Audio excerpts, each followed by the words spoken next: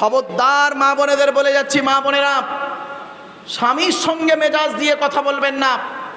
স্বামী যে কি বড় নিয়ামত, যেদিন আপনার চোখের বাইরে হয়ে যাবে আপনার স্বামী, সেই দিন বুঝবেন আপনি কি জিনিস হারিয়েছেন, এখন বুঝতে পারবেন না। এজন্য আমি মা বোনদেরকে অনুরোধ করে বলে যাচ্ছি, মায়েরা বোনেরা আপনারা স্বামীর সঙ্গে কোনোদিন খারাপ আচরণ করবেন না। 2 নাম্বার হলো ওই মেয়ে ছেলে জাহান্নামে যাবে, নামাজ পড়ে রোজা রেখে হজ করে জাহান্নামে যাবে যে মেয়ে ছেলে স্বামীর দুর্নাম বদনাম অন্যের কাছে করে বেড়ায়।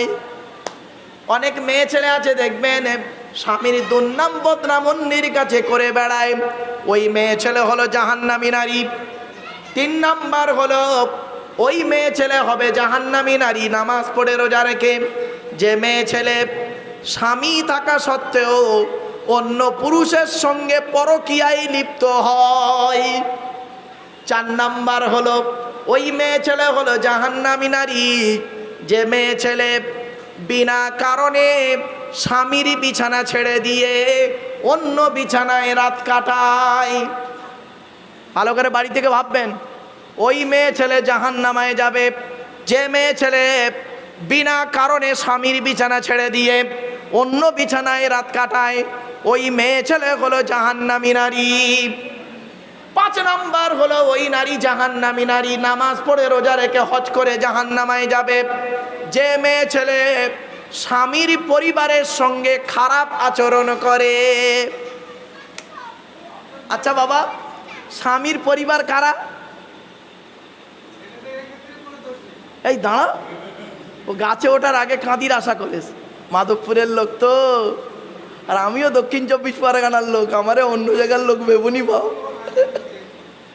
আমার বাপেরা শোনেন, যে মেয়ে ছেলে স্বামীর পরিবারের সঙ্গে খারাপ আচরণ করে।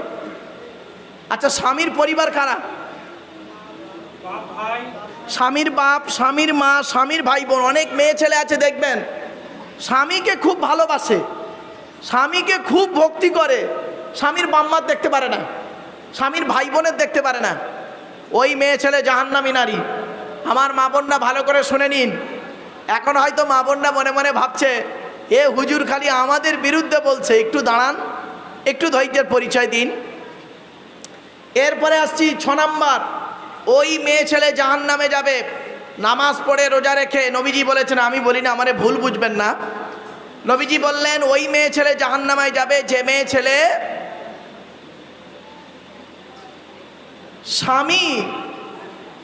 স্বামীকে বলে তোমার সঙ্গে বিয়ে হয়ে আমার জীবন নষ্ট হয়ে গেছে। অনেক মেয়ে ছেলে আছে দেখবেন স্বামীকে বলে আমার মতো মেয়ে বলে তুমি বেঁচে গেলে, অন্য কেউ হলে বুঝতে পারতে, তোমার মতো ছেলেকে আমি বিয়ে করে সুখী নয়। ওই নারী জাহান্নামী। মনে রাখবেন, জন্ম মৃত্যু বিবাহ সবই আল্লাহর হাত, ঠিক না বে ঠিক? খবরদার মা বোনরা মাথায় রাখুন। এবারে আসছি, এবারে কথাগুলো একটু শুনে নিন। এতক্ষণ তো মা বোনেদের বিরুদ্ধে অনেক কথা বলেছি, আপনারা অনেক কিছু শুনেছেন। এবার একটু দায়িত্বগুলো একটু দেখে নিন, ছেলেদের দায়িত্ব কি। কিয়ামতের মাঠে 2 দিকের প্রশ্ন হবে। কদিকের? 2 দিকের প্রশ্ন হবে। একদিকের প্রশ্ন হবে আল্লাহর তরফ থেকে প্রশ্ন, আর বান্দার তরফ থেকে প্রশ্ন। আল্লাহর তরফ থেকে যত প্রশ্ন হবে আল্লাহ ইচ্ছা করলে মাফ করে দিতে পারেন। আল্লাহর তরফের প্রশ্ন কি কি শুনে নিন একটু। আল্লাহ বলবেন তুই আমার উপরে ঈমান এনেছিলিস? তো আমি কি বলবো? হ্যাঁ আল্লাহ এনেছিলাম। আল্লাহ বলবেন তুই নামাজ পড়েছিলিস? আমরা কি বলবো বলুন? আল্লাহ মাঝে মাঝে পড়েছি, মাঝে মাঝে পড়িনি। আল্লাহ বলবেন রোজা রেখেছিলিস? আমরা কি বলবো? মাঝে মাঝে করেছি, মাঝে মাঝে করিনি। আল্লাহ বলবেন জাকাত দিয়েছিলিস? আমরা বলবো মাঝে মাঝে দিয়েছি, মাঝে মাঝে দিইনি। ব্যাস, আল্লাহ ইচ্ছা করলে সেই দিন মাফ করতে পারেন। কারণ আল্লাহ নিজেই কোরআনে বলেছেন ইন্নাল্লাহা লা ইয়াগফিরু আন ইউশরাকা বিহি ওয়া ইয়াগফিরু মা দুনা যালিকা লিমান ইয়াশা। আল্লাহ পাক কোরআনে বলেছেন যে শিরককারীর গুনাহ আল্লাহ মাফ করবে না, বাকি অন্যান্য গুনাহ মাফ করতে পারেন। তো আল্লাহ সেদিন এইগুলো মাফ করতে পারেন, তার ইচ্ছা, রহমানুর রহিম তিনি। কিন্তু এখানে যত মানুষ আমরা বসে আছি এখানে যত মানুষ বসে আছি আমরা ধরা পড়ে যাব বান্দার প্রশ্নে। বান্দার তরফ থেকে একজন পুরুষকে 10 রকমের প্রশ্ন হবে। করকম আজকের আপনারা বাড়ি যাবেন, বাড়িতে গিয়ে এই 10 রকমের প্রশ্নের উত্তর খুঁজে বের করবেন। যদি উত্তর পেয়ে যান 10 রকম প্রশ্নের উত্তর, কাল সকালবেলা বুকে হাত দিয়ে বলবেন ইনশাআল্লাহ আমি জান্নাতে যাব। আর যদি উত্তরগুলো না পান প্র্যাকটিক্যাল করবেন উত্তরগুলো খোঁজা। 10 রকমের প্রশ্ন হবে পুরুষদের। 1 নাম্বার, স্বামী হিসাবে কতটা দায়িত্ব পালন করেছো? আল্লাহ নবী বলেন, এই স্বামীরা, আমি নবী তোমাদের বলে যাচ্ছি, তোমরা তোমাদের স্ত্রীদের জীবনে কমসে কম 17টা শিক্ষা দান করবে। কটা? বউকে কটা শিক্ষা দিয়েছেন? একটাও তো দেননি। দয়া করে একটু শুনে যান। 1 নাম্বার নবী বললেন, এই স্বামীরা, তোমরা তোমাদের স্ত্রীদেরকে এই শিক্ষা দান করবে, আসসালামু ক্বাবলাল কালাম। স্বামী স্ত্রী যখন কথাবার্তা বলবে একে অপরকে সালাম দেওয়া নেওয়া করবে, আল্লাহর রহমত মহব্বত ভালোবাসা আল্লাহ বাড়িয়ে দেবে। 2 নাম্বার হলো, এই স্বামীরা, তোমরা তোমাদের স্ত্রীদেরকে এই শিক্ষা দান করবে, তারা যেন কোনোদিন কাবা শরীফের দিকে মুখ করে কোনোদিন থুতু যেন না ফেলে। 3 নম্বরে বলা হলো, এই স্বামীরা, তোমরা তোমাদের স্ত্রীদেরকে এই শিক্ষা দান করবে, তারা যেন কোনোদিন কাবা শরীফের দিকে মুখ করে কোনোদিন পেশাব পায়খানা যেন না ফেরে। 4 নম্বরে বলা হলো, তোমরা তোমাদের স্ত্রীদেরকে এই শিক্ষা দেবে, তারা যেন কোনোদিন কাবা শরীফের পেছন ফিরে যেন কোনোদিন পেশাব পায়খানা যেন না ফেরে। 5 নম্বরে বলা হলো, তোমরা তোমাদের স্ত্রীদেরকে এই শিক্ষা দান করবে, তারা যেন কোনোদিন গোসলখানায় কোনোদিন পেশাব যেন না ফেরে। তারপরে বলা হলো, তোমরা তোমাদের স্ত্রীদেরকে এই শিক্ষা দান করবে, তারা যেন কোনোদিন গোসলখানায় উলঙ্গ অবস্থায় গোসল যেন না করে।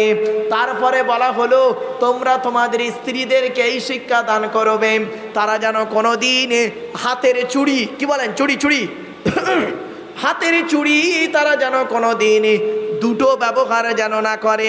আমার মা বোনদের বলে যাচ্ছি, মায়েরা বোনেরা, 1 হাতে 1টা চুড়ি পরবেন, 1 হাতে 2টো চুড়ি পরা আপনাদের নিষেধ করে দিয়েছে নবীজি।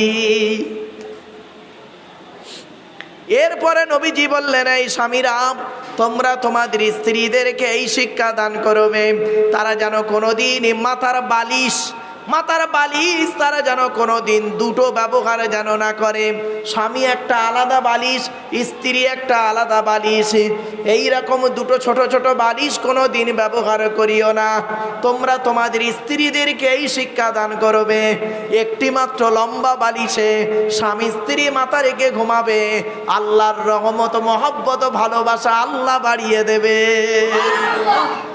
এরপরে নবীজি বললেন, এই স্বামীরা, তোমরা তোমাদের স্ত্রীদেরকে এই শিক্ষা দান করবে, তাদেরকে নামাজের শিক্ষা দান করবে। তোমরা যেমন খাবে স্ত্রীদের তেমন খাওয়াবে, তোমরা যেমন পড়বে স্ত্রীদের তেমন পড়াবে। তোমরা তোমাদের স্ত্রীর পিতামাতার কোনোদিন গালি দিও না। স্ত্রীর পিতামাতার গালি দেওয়া হলো হারাম। স্ত্রীর পিতামাতাকে, শ্বশুর শাশুড়ির গালি দেওয়া হারাম। আর ঈদের দিনে কি করেছেন, সিমাই করতে একটু দেরি করেছে, তাই তাকে মাসি তুলে গালাগালি দিলেন। মরা মাটাকেও কবর থেকে তুলে আনলেন, মরা বাপটাকে কবর থেকে তুলে আনলেন, এনে উনি ঈদের নামাজ পড়তে এসে ইমাম সাহেবের সঙ্গে মোসাফা করে বুকে বুকে মিলছে। আল্লাহ বলে, তোর ঈদের নামাজই কবুল করবো না, তুই স্ত্রীকে অত্যাচার করে এসেছিস। কিছু বুঝতে পারছেন? এরপরে বলা হলো কি, এই স্বামীরা, তোমরা তোমাদের স্ত্রীদেরকে নিয়ে মাঝে মাঝে বেড়াতে বেরোবে। আল্লাহর নবী বলেছেন, স্ত্রীদেরকে নিয়ে বেড়াতে যাওয়া সুন্নাত, স্ত্রীদেরকে নিয়ে বেড়াতে বেরোবে। আল্লাহর নবী বলেছেন, স্ত্রীকে গভীর রাতে তুলে তাহাজ্জুদের নামাজে দাঁড় করিয়ে দেবে। এরপরে নবীজি বলেছেন, স্ত্রীর হাতের 3টে কাজ করে দেবে, আল্লাহ খুশি হয়ে যাবে। কটা কাজ? তিনটে। আল্লাহ নবী তার স্ত্রীদের তিনটে কাজ করে দিতেন। কি কি শুনে নিন, কেউ রেগে যাবেন না পুরুষরা বাবা। এক নাম্বার, নবীজি করতেন কি, আম্মা জান আয়েশা বর্ণনা করছেন আল্লাহ নবী মাঝে মাঝে ঝাঁটা নিয়ে ঘর বারান্দা ভালো করে ঝাড়ু দিয়ে দিতেন। দুই নাম্বার, নবীজি করতেন কি, মাঝে মাঝে থালা বাসনগুলো মেজে দিতেন। তিন নাম্বার, নবীজি আমার রান্নার কাজের সহযোগিতা করে দিতেন। কি ভাবলেন হাদিস একতরফা? এসব হাদিস তো আলোচনাই হয় না। চলেন, আমার বাপেরা অনুরোধ করে বলে যাচ্ছি, আল্লাহ রসুল যে খাবারগুলো খেতে ভালোবাসতেন সেই খাবারগুলো আপনি আমি যদি খেতে পারি তাহলে লাভ, ঠিক না বেঠিক? আচ্ছা বাপেরা, আল্লাহ নবী যে খাবারগুলো খেতেন সেই খাবার কিন্তু আমরা খাই, প্রত্যেকেই খাই, কিন্তু ইবাদত হয় না। আল্লাহ নবী যে খাবার খেয়েছেন সেই খাবার আমরা খাই, কিন্তু ইবাদত হয় না। কেন হয় না শুনে নিন। আল্লাহর নবী যে খাবারগুলি খেয়েছেন আমরাও সেই খাবারগুলি খাই, কিন্তু প্রবলেম এক জায়গায় হয়ে গেছে। কি? আপনি যখন ওই খাবারটা খাবেন মনে মনে এটাই বলবেন আল্লাহর নবী খেয়েছেন তাই আমি খাচ্ছি। ইবাদত বলে গণ্য হবে, আর নবীর সুন্নতটা আদায় হবে। জোরে বলুন। আল্লাহর নবী করতেন কি, বেশি বেশি করে পানি পান করতেন। আপনি যখন পানি পান করবেন মনে মনে বলবেন আল্লাহর নবী পানি পান করতেন, আমিও পানি পান করছি। ওয়াসাকাকুম রাব্বুকুম শারাবান তাহুরা। ইবাদত বলে গণ্য হবে, সুন্নতটা আদায় হবে। নবী আমার করতেন কি জানেন? নবী আমার করতেন কি, নবী খেজুর খেতে ভালোবাসতেন। আপনিও খেজুর খান, তাহলে যখনই খেজুর খাবেন মনে মনে বলবেন আল্লাহর নবী খেয়েছেন তাই খাচ্ছি, সুন্নতটা আদায় হবে, ইবাদত বলে গণ্য হবে। কিন্তু আপনি কি এতদিন এটা করেননি? আপনি মাছ মাংস সব কিছু খান, রাসূলুল্লাহ খেয়েছেন আপনিও খাচ্ছেন, পার্থক্য কি? আপনি যখনই খাবেন মনে মনে এটাই বলবেন। আল্লাহর নবীর প্রিয় খাবার কয়েক কটা বলে দিচ্ছি।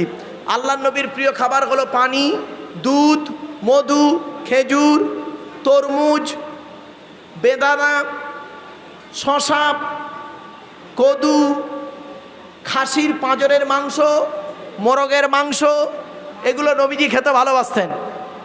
আচ্ছা, রায়তা, রায়তা বোঝেন? রায়তা, রায়তা টক দই দিয়ে তৈরি করে, যেটা দেখবেন এই ফল কুচে কুচে তৈরি হয়, ওই খাবারটা নবী খেতে ভালোবাসতেন। আপনিও যখন খাবেন মনে মনে বলবেন আল্লাহর নবীও খেয়েছেন আমিও খাচ্ছি, তাহলে ইবাদত বলে গণ্য হবে, সুন্নতটা আদায় হবে। এই জন্য আপনাদেরকে আমি অনুরোধ করে বলি, নবী দিবস মানে এই নয় যে নবী সম্পর্কে অনেক কিছু জানলাম আর প্র্যাকটিক্যাল করলাম না।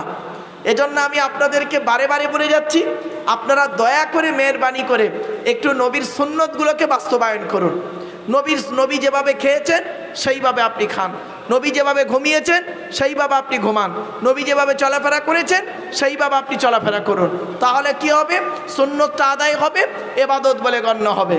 বাপেরা, নবী সম্পর্কে তো অনেক কথাই বলে দিচ্ছি আপনাদেরকে, চলেন নবীর খাওয়ার পদ্ধতিটা বলে দিচ্ছি, একটু ভালো করে শুনে নিন।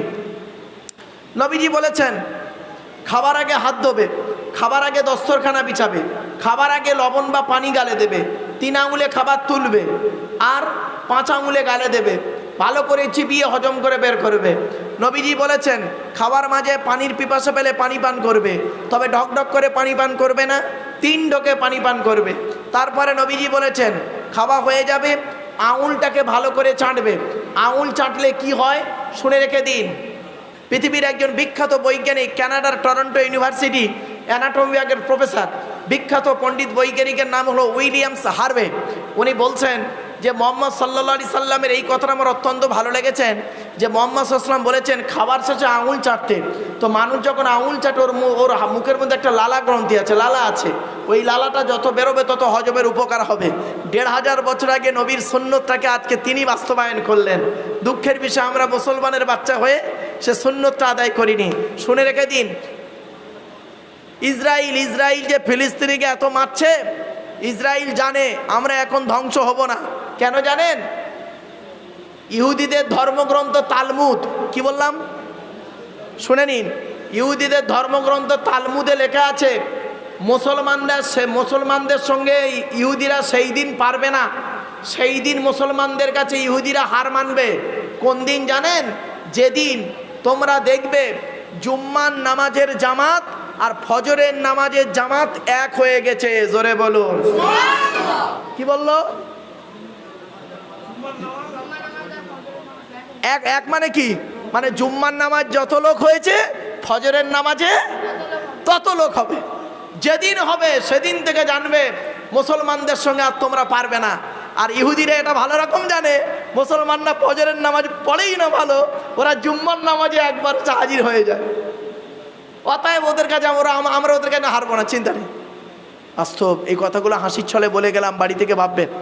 চলো এবার আসছি বিশ্বনবী মোহাম্মদ সাল্লাল্লাহু আলাইহি সাল্লাম, তিনি বললেন খাবার শেষে আঙুলটাকে চাটবে। নবীজি বলেছেন যে প্লেটে খাবে প্লেটটাকে ভালো করে চেটে খাবে। মা বোনদের বলছি বাচ্চাদেরকে এখন থেকে অভ্যাস করান প্লেটটাকে চেটে পরিষ্কার পরিচ্ছন্ন করে খাবার। এরপরে নবীজি বলেছেন খাবার কতটা পরিমাণ খাবে, পেটটাকে 3টে ভাগে ভাগ করবে। প্রথম ভাগটা খাবার দিয়ে ভর্তি করবে, দ্বিতীয় ভাগটা পানি দিয়ে ভর্তি করবে, তৃতীয় ভাগটা ফুল ফাঁকা রাখবে, হজমের উপকার হবে। এই পদ্ধতিতে যদি আপনি খান শরীরও ভালো থাকবে, মন ভালো থাকবে, পেট ভালো থাকবে। এজন্য আপনাদেরকে আমি অনুরোধ করে বলে যাচ্ছি বিশ্বনবী মোহাম্মদ সাল্লাল্লাহু আলাইহি সাল্লাম তিনি যেভাবে জীবনযাপন করেছেন, সাহাবীদের সঙ্গে যেভাবে জীবনযাপন করেছেন এবং স্ত্রীদের সঙ্গে যেভাবে জীবনযাপন করেছেন, ছেলে মেয়েদের সঙ্গে যেভাবে জীবনযাপন করেছেন, নাতি নাতনিদের সঙ্গে যেভাবে জীবনযাপন করেছেন সেইভাবে আপনি করুন। কিয়ামতের মাঠে 10 শ্রেণীর প্রশ্ন হবে পুরুষদের। পুরুষদের 10টা প্রশ্ন হবে, 10 রকমের প্রশ্ন। কি কি একটু দয়া করে শুনে নিন। 1 নাম্বার, স্বামী হিসাবে কতটা দায়িত্ব পালন করেছিলে পৃথিবীতে।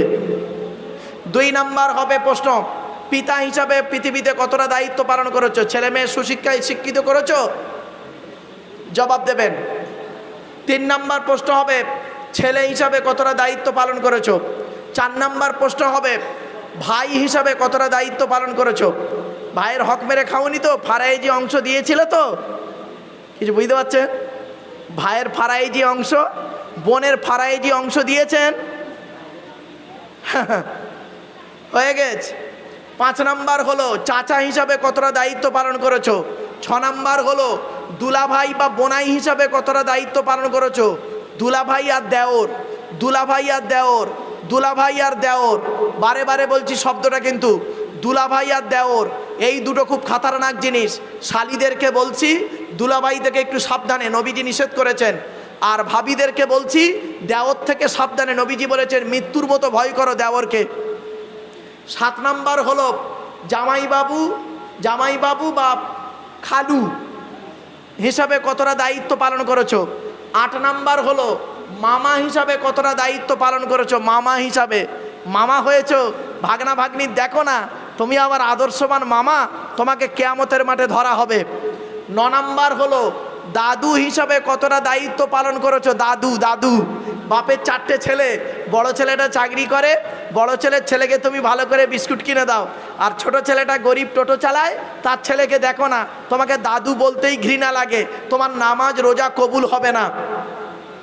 10 নাম্বার হলো নানা হিসাবে কতটা দায়িত্ব পালন করেছো। নানা, বাপের 4টে মেয়ে, বড় জামাইটা না সরকারি চাকরি করে, বড় জামাই সরকারি চাকরি করে, এজন্য বড় জামাইয়ের ছেলে মেয়েকে না নানা খুব ভালোবাসে। আর মেজো জামাইটা না ভ্যান চালায়, টোটো চালায়, বেচারা ভালো ইনকাম করতে পারে না, তার বাচ্চাদের ভালো করে দেখে না, উনি আবার নানা, ওনাকে নানা বলতেই ঘৃণা লাগে। এই 10 রকমের প্রশ্ন বাবেরা অনেক আলোচনা করে ফেলেছি। আসুন একটু নবীর সামনে দাঁড়িয়ে সালাত ও সালাম পাঠ করবো। ইয়া নবী,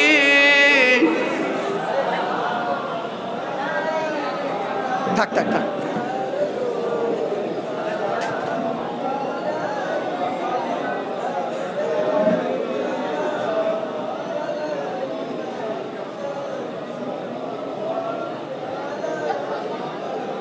বাপের একটু আগে আসেন না বাবা, একটু আগে আসেন বাবা। দয়াময় আল্লাহ যিনি কি নিয়ামত পাঠালেন তিনি, চিনিল না মক্কা বাসিনি চিনিল বনের হরিণী ইয়া নবী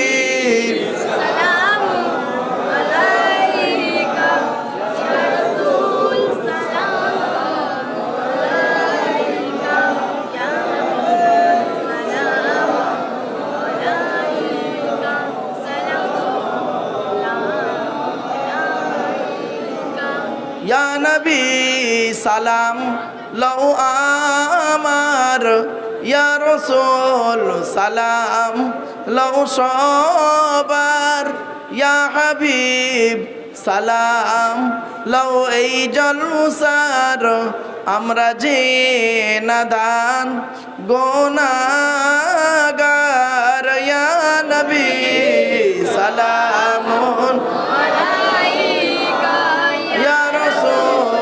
সালামুন আলাইকা ইয়া হাবিব সালামুন আলাইকা সালাওয়াতুল্লাহ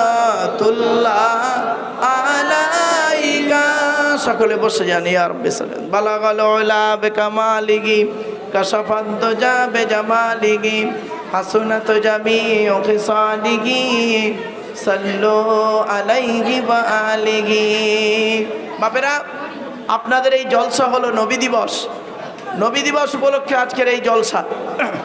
তো নবী সম্পর্কে আর দু চারটে কথা আপনাদের কাছে একটু রাখবো বাবা, কথাগুলো একটু মাথায় রাখুন। এতক্ষণ আপনাদের কাছে বিভিন্ন অ্যাঙ্গেল থেকে বিভিন্ন দিক নিয়ে বিভিন্ন কথা আপনাদের কাছে আমি রেখেছি। টু দি পয়েন্টের উপরে একবার দরুদ শরীফ আল্লাহুম্মা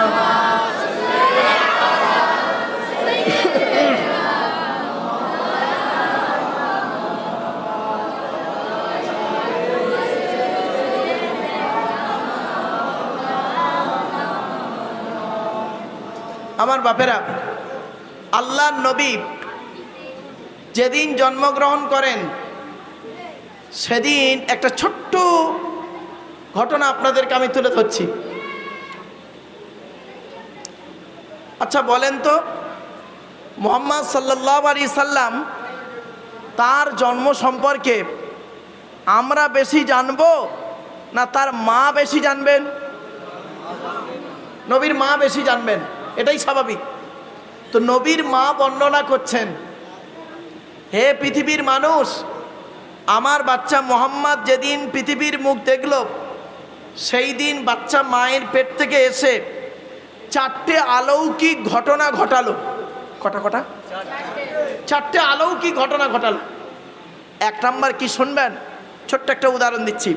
আচ্ছা বাপেরা, আমরা দুটো হাত আল্লাহ আমাদের দিয়েছে, দয়া করে একটু হাত দুটো ছেড়ে দেবেন? ছেড়ে দেন। প্রত্যেকের হাতগুলো দেখুন, আঙুলগুলো মোড়া। দেখুন কেন আঙুলগুলোর মোড়া কেন? কারোর হাতে এমন নেই, প্রেসার দিলে এমন হবে, নইলে দেখুন কেন এরম কেন? কোনোদিন ভাবেননি? প্রত্যেক বাচ্চা মায়ের পেট থেকে গেলে দেখবেন আঙুলগুলো এরকম মোড়া। আঙুলগুলো মোড়া কেন? শুনে নিন। আদম আলাইহিস সালামকে আল্লাহ পাক যেদিন তৈরি করেন, আদমের হাত দুটো ছিল মুঠো মারা। আল্লাহ পাক আদমকে বললেন, আদম হাত দুটো খোলো। তা আদম হাত দুটো খুলেছে। খুলতে বাম হাতের তলায় নারী আর পুরুষ, ডান হাতের তলায় নারী আর পুরুষ। তো আদম আল্লাহকে বললেন, আল্লাহ এরা কারা? তো আল্লাহ বললেন, ওরা সব তোমার ছেলে মেয়ে।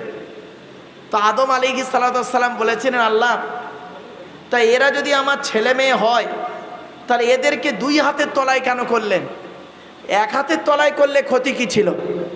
তো আল্লাহ বললেন, আদম শোনো, বাম হাতের তলায় যাদের দেখতে পাচ্ছ ওরা সব জাহান্নামী, আর তোমার ডান হাতের তলায় যাদের দেখতে পাচ্ছ ওরা সব জান্নাতি। এখন আপনি এখানে বসে বসে চিন্তা করুন, আপনার তকদিরটা আদমের বাম হাতের তলায় না ডান হাতের তলায় ভাববেন বাড়িতে গিয়ে। চলুন তো এবার আসছি, আদম আলাইহিস সালামের এই তো পরিস্থিতি দেখলেন। তো নবীর মা আমিনা বর্ণনা করছেন, আমার বাচ্চা মুহাম্মদ যেদিন মায়ের পেট থেকে পৃথিবীর মুখ দেখল, প্রত্যেক বাচ্চা মায়ের পেট থেকে এলে তাদের হাত দুটো মুঠো মারা অবস্থায় থাকে। আমার বাচ্চা মুহাম্মদ যেদিন পৃথিবীর মুখ দেখল, লক্ষ্য করে দেখি বাচ্চার হাত দুটো মুঠো মারা অবস্থায় ছিল না রে, বাচ্চার হাত দুটো মোনাজাত অবস্থায় ছিল। মোনাজাত অবস্থায় ছিল। 2 নাম্বার নবীর মা আমিনা বর্ণনা করেন, প্রত্যেক বাচ্চা মায়ের পেট থেকে এলে চিৎকার করে কেঁদে ওঠে। আমার বাচ্চা মোহাম্মদ যেদিন পৃথিবীর মুখ দেখল, বাচ্চা চিৎকার করে কেঁদে ওঠে নাই, বাচ্চার কপালটা মাটিতে সাজদা অবস্থায় ছিল। 3 নাম্বার হলো, প্রত্যেক বাচ্চা মায়ের পেট থেকে পৃথিবীর মুখ দেখলে বাচ্চার নাভির সঙ্গে মায়ের নাভিটা জোড়া থাকে, ডাক্তার বা নার্সের মেয়েরা কেটে দিয়ে বেঁধে দেয়। নবীর মা আমিনা বর্ণনা করছেন, আমার বাচ্চা মোহাম্মদ যেদিন পৃথিবীর মুখ দেখলো, লক্ষ্য করে দেখি বাচ্চা মায়ের পেট থেকে আল্লাহ নাড়ি কাটা অবস্থায় পাঠিয়েছে।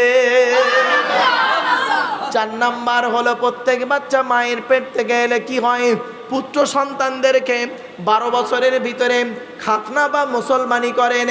এই মুসলমানি বা খাতনা সর্বপ্রথম কে হয়েছিল শুনে নিন।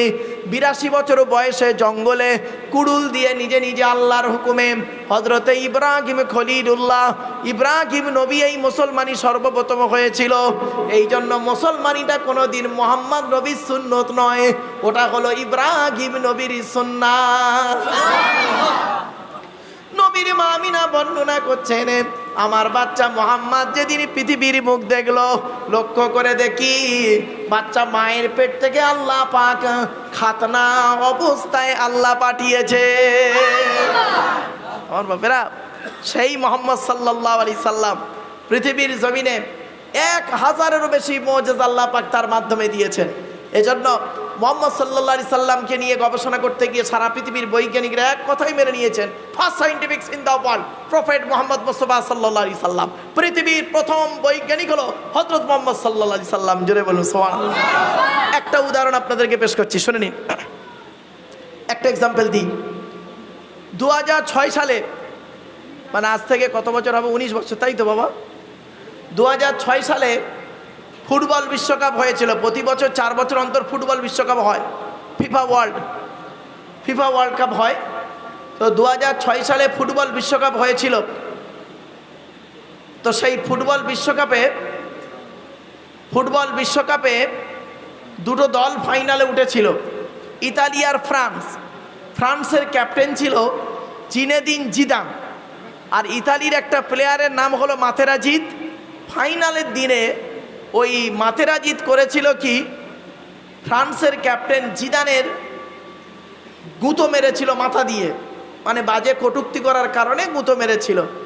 তো যার ফলে ওই জিনেদিন জিদান গুঁতো মারার ফলে লাল কার্ড দেখে উঠে গেল। সে বছরে ফ্রান্স বিশ্বকাপ হেরে গেল।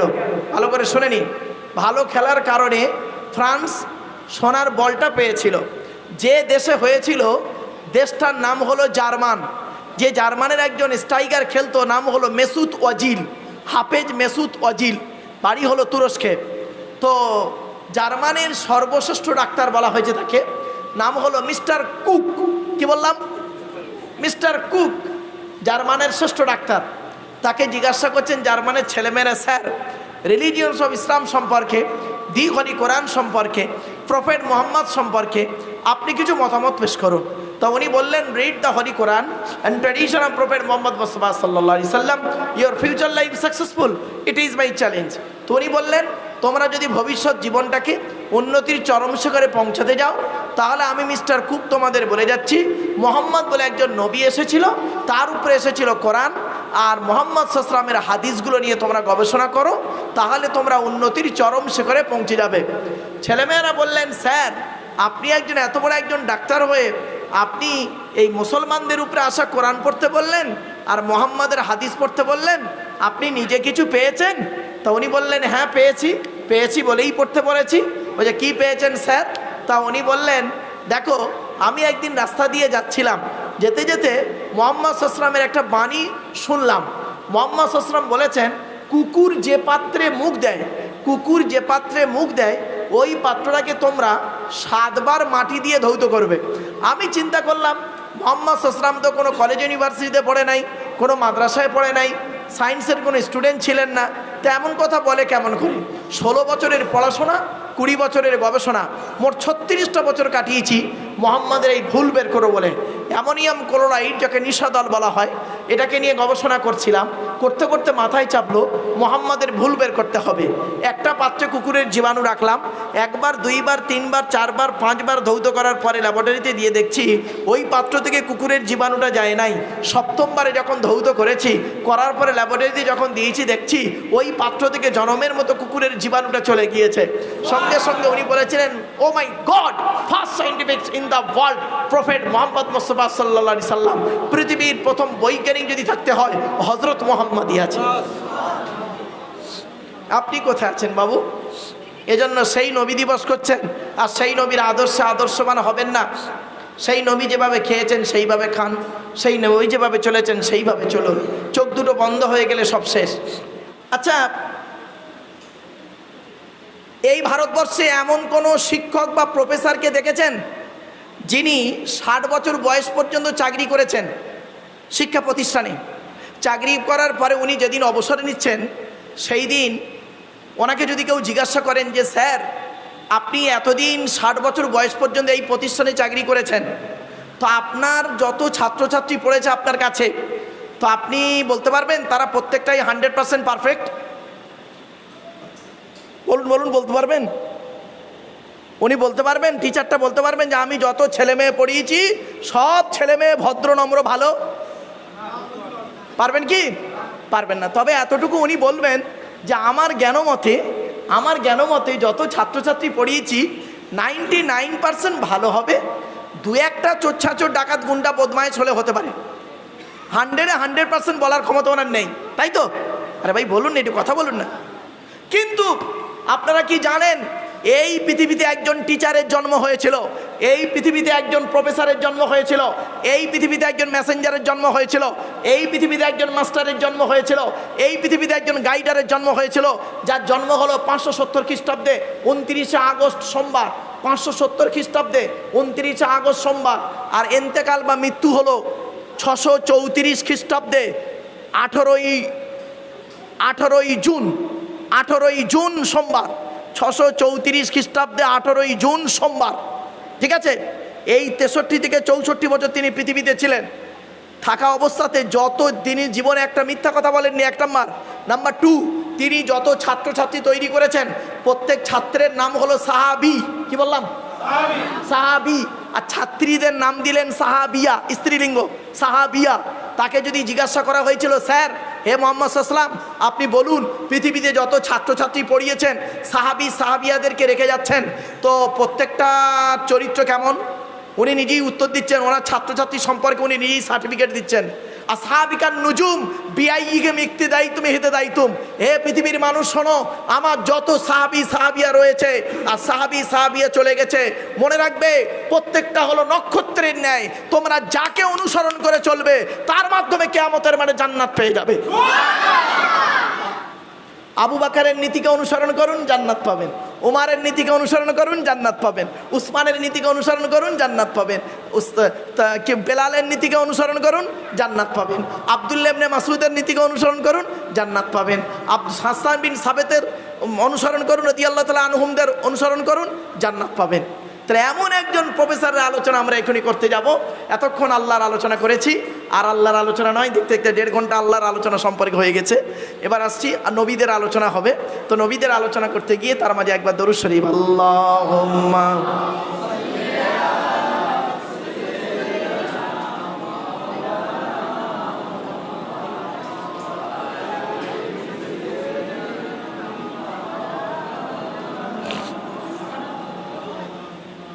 আমার বাপেরা। এবারে আসছি নবীদের আলোচনা। আল্লাহর পরিচয় কটা বলেছিলাম মনে আছে? 4টে, তাই তো? নবীদের পরিচয় কটা বলেছিলাম? 3টে। আল্লাহর পরিচয় 4টে, নবীদের পরিচয় 3টে। কি কি শুনে নিন। 1 নাম্বার, যিনি নবী হবেন তার চরিত্র উত্তম হতে হবে। 2 নাম্বার, যিনি নবী হবেন তার উপর আল্লাহর তরফ থেকে ওহী নাযিল হতে হবে। 3 নাম্বার, যিনি নবী হবেন তার দ্বারা অলৌকিক ঘটনা ঘটতে হবে, 1টা হোক বা 50টা হোক। পৃথিবীতে যত নবী এসেছেন প্রত্যেক নবীর মাধ্যমে আল্লাহ পাক 1 থেকে 50টার ভিতরে মুজিজা দিয়েছেন। আমার নবী বিশ্বনবী মুহাম্মদ সাল্লাল্লাহু আলাইহি সাল্লামের মাধ্যমে আল্লাহ পাক পৃথিবীতে 1000-এরও বেশি মুজিজা দিয়েছেন। কটা জানেন? কটা মোজেজা জানেন নবীজি? খুব মেরে কেটে গোটা 50টা বলতে পারবেন, তাও 50টা হবে কিনা সন্দেহ। চলেন আজ আমি দু একটা বলি আপনাদেরকে। আগে আমাদের নবীর পরিচয়টা জেনে নিতে হবে। আমাদের নবীর নাম কি? মুহাম্মদ সাল্লাল্লাহু আলাইহি সাল্লাম, তাই তো নাকি? আচ্ছা, নবী মুহাম্মদ সাল্লাল্লাহু আলাইহি সাল্লাম কোন বংশে জন্মগ্রহণ করেছেন? কুরাইশ বংশে। কার নাম কুরাইশ? শুনে নিন, তবে সুবহানাল্লাহটা জোরে বলতে হবে, পারবেন তো? চলুন, কোন বংশ বললেন?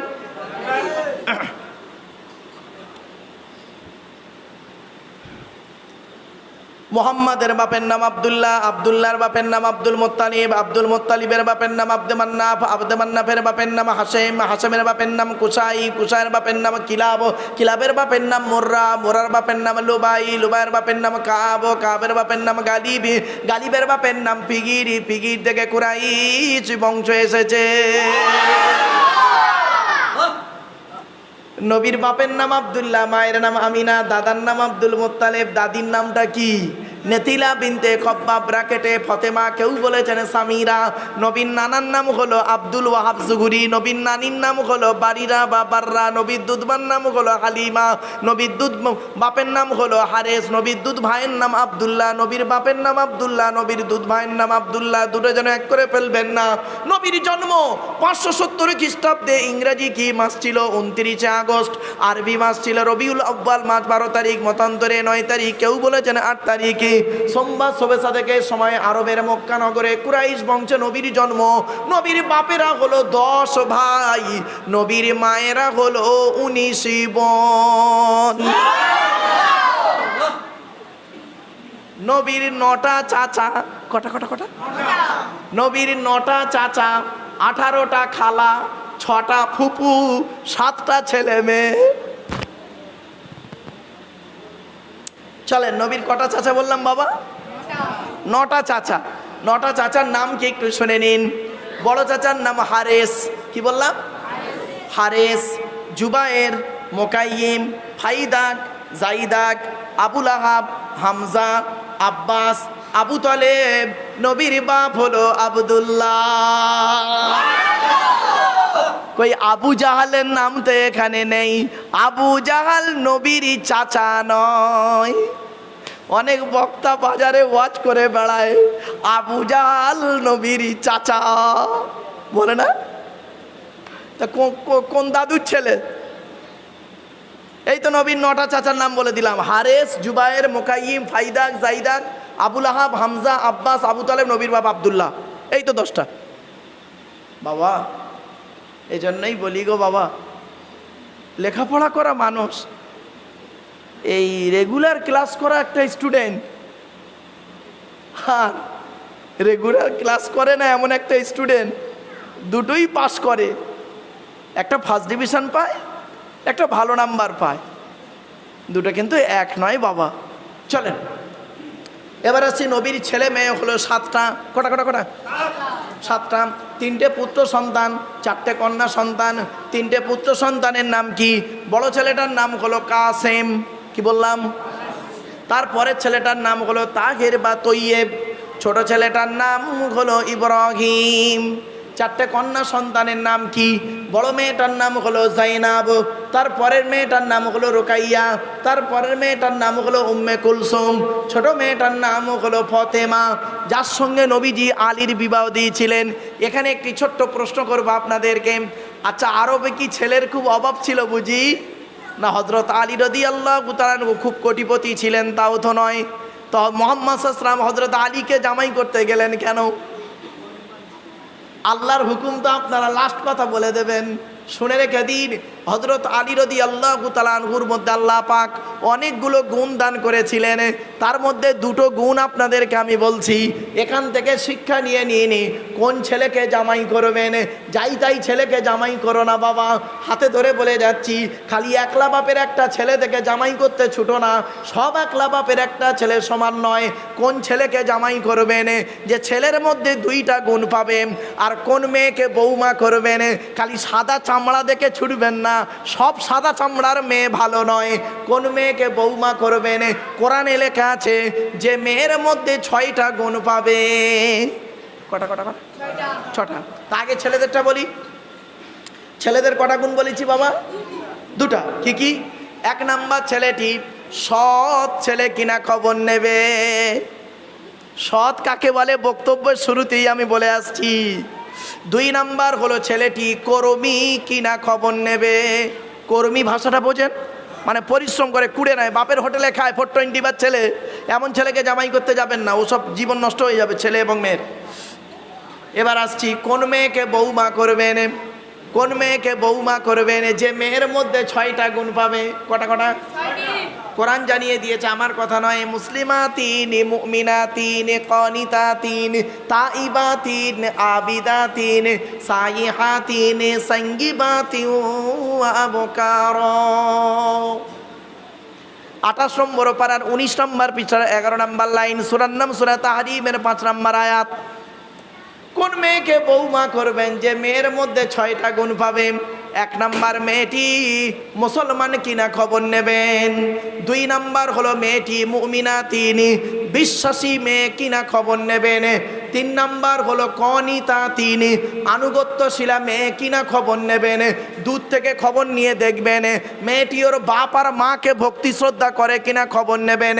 দূর থেকে খবর সঠিক তথ্য যদি পেয়ে যান মেয়েটি ওর বাপ আর মাকে ভক্তি শ্রদ্ধা করে না, ও যত সুন্দরী মেয়ে হোক আর যত বড় মুফতি সাহেবের মেয়ে হোক, হাজি সাহেবের মেয়ে হোক, খবরদার ওই মেয়েকে জীবনে কোনোদিন বৌমা করবেন না।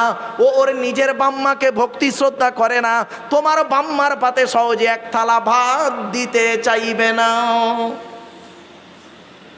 বেশিরভাগ মেয়ের সংসার নষ্ট হয়, বেশিরভাগ মেয়েদের সংসার নষ্ট হয় মেয়ের মায়ের কান ভাঙা নিতে। ঠিক না বে ঠিক? যে মেয়ের মা যত বেশি চালাক, যে মেয়ের মা যত বেশি চালাক, ওই মেয়ের কপালে তত তাড়াতাড়ি তলাক। আর একটা কথা বলে যাচ্ছি, শুনে নিন, বাস্তব কথা বলে যাচ্ছে, আমারে ভুল বুঝবেন না কেউ। যে মেয়ে দেখবেন বিয়ের পরে যে মেয়ে ওর বাম্মার কথায় ওঠে বসে, ওই মেয়ের সংসারে জাহান্নাম ছাড়া আর কিছু হবে না। যে মেয়ে বিয়ের পরে স্বামীর কথার গুরুত্ব না দিয়ে ওর বাপ আর মায়ের কথায় ওঠে বসে, ও হলো জাহান্নামী নারী। ও যত বড় মুফতি সাহেবের মেয়ে হোক, হাই সাহেবের মেয়ে হোক আর পীর সাহেবের মেয়ে হোক, ও মেয়ে জাহান্নামী। শুনে রেখে দিন, আল্লাহর নবী একদিন সাহাবীদেরকে বলছেন, তোমাদের বাড়িতে কয় শ্রেণীর মেয়ে ছেলে আছে গো? সাহাবীরা বললেন, হে নবী, আমাদের বাড়িতে 4 শ্রেণীর মেয়ে ছেলে আছে। কয় শ্রেণী? 4 শ্রেণীর মেয়ে। কে কে? মা, বোন, মেয়ে, বউ। মা, বোন, মেয়ে, বউ, এই 4 শ্রেণীর মেয়ে ছেলে আছে। তো নবীজি বললেন, তোমরা কি করে বুঝবে এই 4 শ্রেণীর মেয়ে ছেলে জান্নাতে যাবে না জাহান্নামায় যাবে? সাহাবীরা বললেন, তা তো বলতে পারবো না। নবীজি বললেন, শোনো, যে মেয়েদের মধ্যে কমসে কম এই 6টা অভ্যাস থাকবে, ওই মেয়ে ছেলে যত নামাজ পড়ুক, যত রোজা রাখুক, যত হজ করুক, যত পীর সাহেবের মেয়ে হোক, হাজি সাহেবের মেয়ে হোক, মৌলানা সাহেব মুফতি সাহেবের মেয়ে হোক, ইমাম সাহেবের মেয়ে হোক, ডাক্তার মাস্টারের মেয়ে হোক, ও জাহান্নামী, জাহান্নামী, জাহান্নামী। 6টা গুণ কি কি? 6টা গুণ নয়, বদভ্যাস। 6টা বদভ্যাস যে মেয়ের মধ্যে থাকবে। 1 নাম্বার, নবীজি বললেন, ওই মেয়ে ছেলে হলো জাহান্নামী। নামাজ পড়ি রোজা রেখে যে ওই মেয়ে ছেলে জাহান্নামায় যাবে। যে মেয়ে ছেলে স্বামীর সঙ্গে মেজাজ দিয়ে যারা কথা বলে। অনেক মেয়ে ছেলে আছে দেখবেন, মা বোন আছে দেখবেন, পাড়ার লোকের সঙ্গে কথা বলে মিষ্টি ভাষায়, আর স্বামীর সঙ্গে কোনো কথা বলে মেজাজ দিয়ে কথা বলে। ও মেয়ে ছেলে হলো জাহান্নামী নারী, ও যতই শিক্ষিতা হোক। কি বুঝলেন? আমার মা বোন যারা ওয়াজ শুনছেন, আজকের থেকে সচেতন হয়ে যান। আপনার নামাজ, রোজা, হজ কিছুই কবুল হবে না মা, আমাকে ভুল বুঝবেন না। আমি এই ওয়াজটা কেন করছি? এই ওয়াজ যদি আমি না করি এই জায়গায়, কিয়ামতের মাঠে আল্লাহ আমার জবানটাকে টেনে ছিঁড়ে নেবে, টেনে ছিঁড়ে নেবে। কিয়ামতের মাঠে আল্লাহ ধরবে, এই মাধবপুরের লোকেরা তোরে দাওয়াত করে নিয়ে গেছিল, খালি ওখানে গিয়ে কেসা কাহিনী বলেছিলিস, হ্যাঁ? ওইটা বলার জন্য ওরে দাওয়াত করেছিল? যে কথাটা বললে ওদের সঠিক জীবনটা ঘুরবে, সেই কথা তুই তো বললি না। শুনে রেখে দিন, আজকের বাড়ি যাবেন, বাড়িতে গিয়ে যদি দেখেন আপনার মা, আপনার পেটে ধরা মা আপনার বাপের সঙ্গে মেজাজ দিয়ে কথা বলছে, মায়ের হাত দুটো ধরে পা দুটো ধরে একটু ক্ষমা চেয়ে বলবেন, মা দয়া করে তুমি আব্বার সঙ্গে মেজাজ দিয়ে কথা বলে ইমানটা নষ্ট করো না মা। যদি বলতে পারেন আপনি হবেন সত্যিকারের একজন সন্তান, সুসন্তান, নইলে কুসন্তান। কুসন্তান তুমি, তোমাকে সন্তান বলতে ঘৃণা লাগে, শিক্ষিত বলতে তোমাকে ঘৃণা লাগে।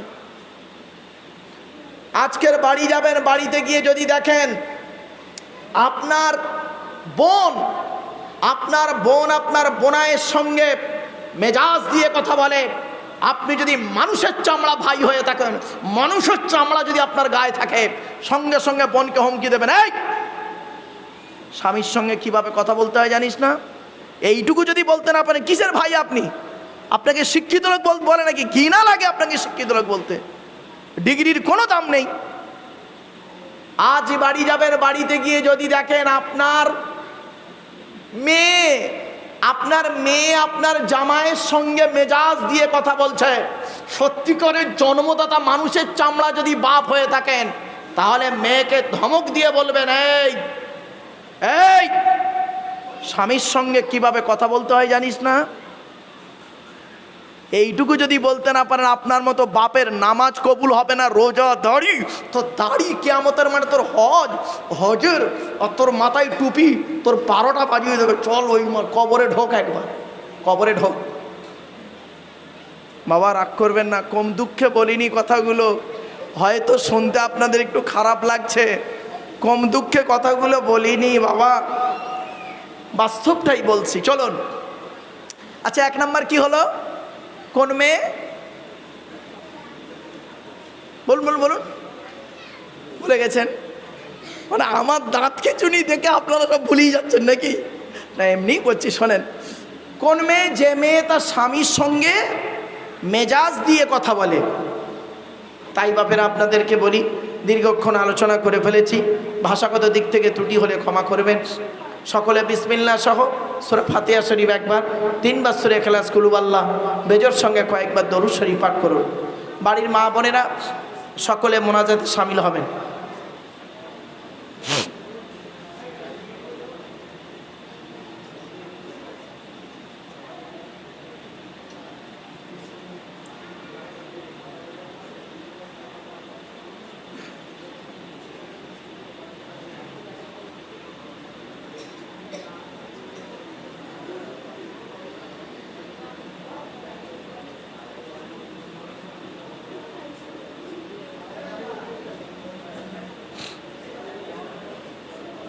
বাপেরা, এতক্ষণ আপনাদের কাছে বিভিন্ন দিক নিয়ে কথা বললাম, ভাষাগত দিক থেকে ত্রুটি হলে ক্ষমা করবেন। হয়তো অনেক কথা বলতে গিয়ে আবেগের বশবর্তী হয়ে অনেক কথা বলে ফেলেছি বাবা, যেটা বলার কথা ছিল না সেটা হয়তো মুখ থেকে বেফাস হয়ে বেরিয়ে গেছে, দয়া করে আল্লাহর রাস্তে মাফ করবেন। বাবাজি যুবক ভাইদের বলে যাচ্ছি, মা বোনদের বলে যাচ্ছি, নামাজ পড়ুন, নামাজ কারোর জন্য মাপ নাই। রোজা রাখুন, অর্থ থাকলে হজ করুন, যাকাত আদায় করুন, স্ত্রীর হক আদায় করুন, পিতামাতার সেবা যত্ন